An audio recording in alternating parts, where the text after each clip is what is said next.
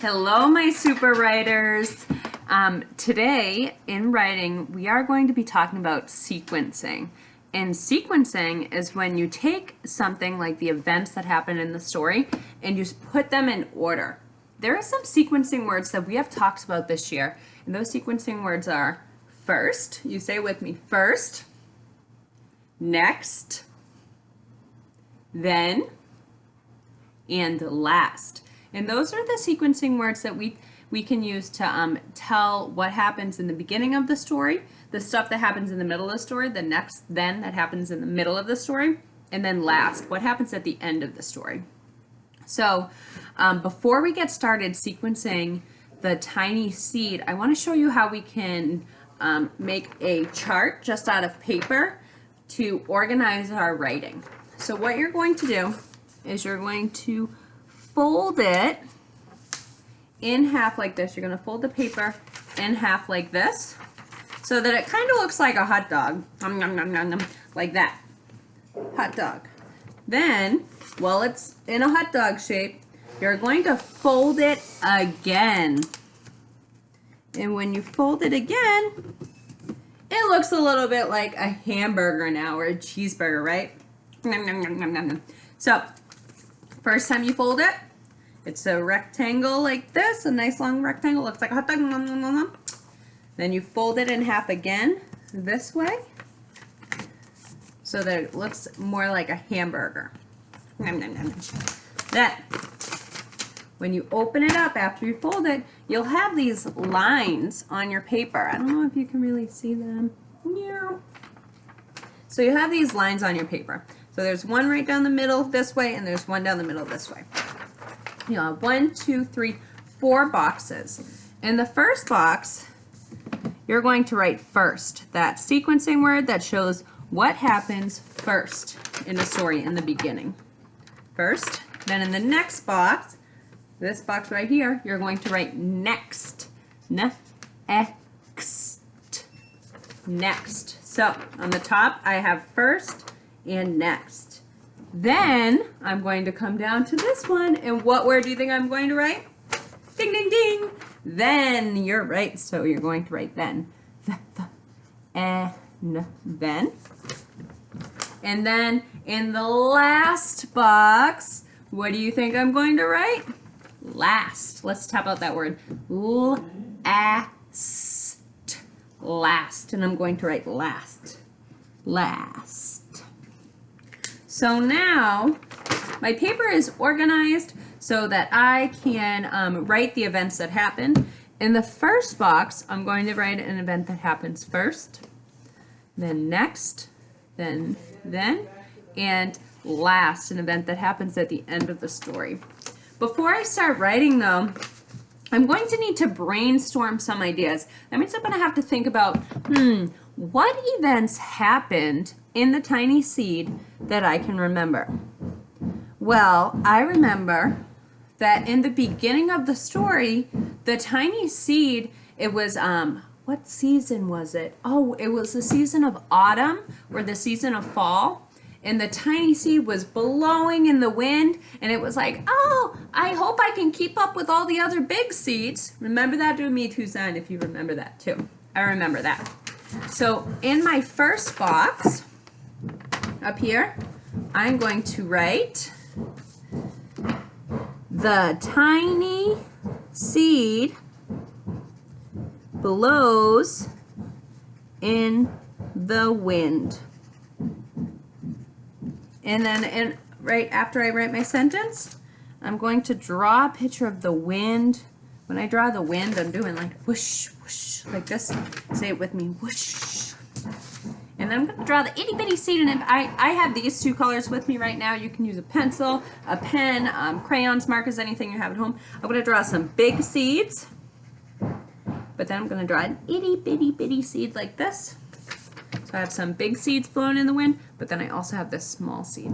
Okay, so I did my first. And then next. So next and then, these are the really juicy parts of the story. They're the things that happen in the middle of the story. So a lot of stuff happened in the middle of this story.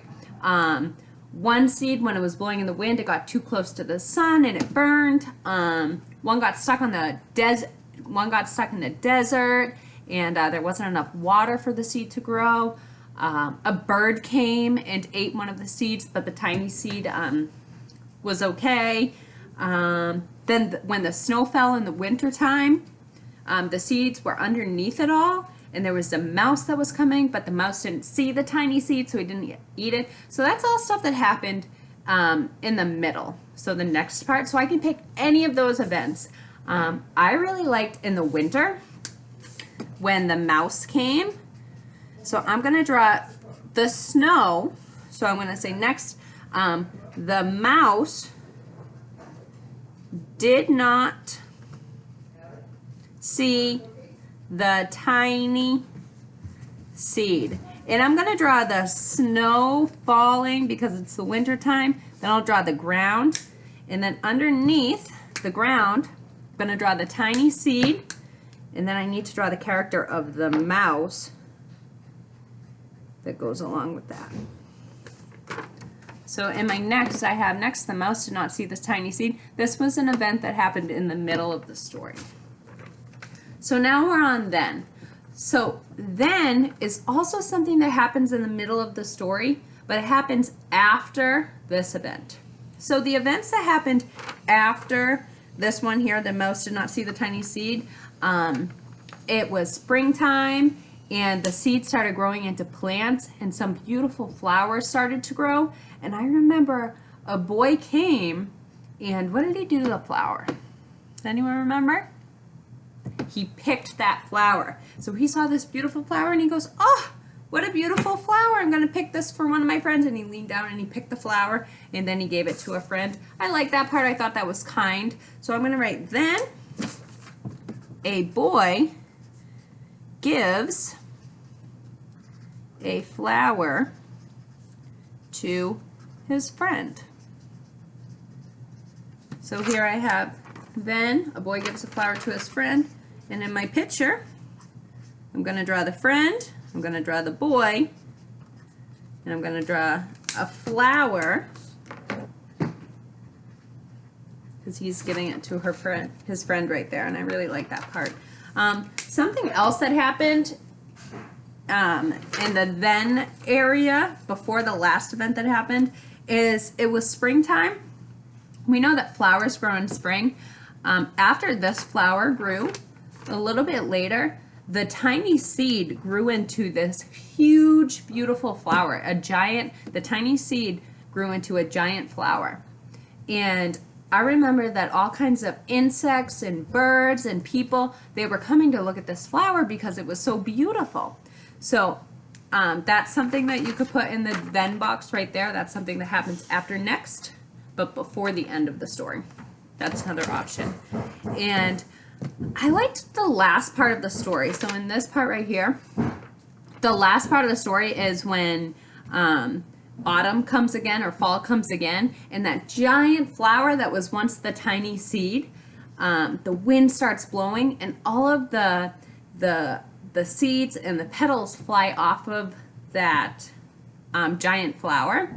And it's kind of like at the end of the story, it's circling back to what was happening in the beginning of the story, and I think that's really cool that the author Eric Carle did that. So I'm going to put that as my last event that happened. So I'm going to put in the fall or autumn. Fall is another word for autumn.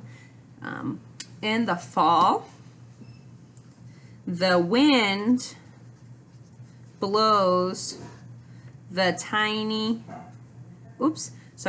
the petals and seeds off the giant flower. And remember that giant flower, that is what the tiny seed with all kinds of sunlight and water turned into.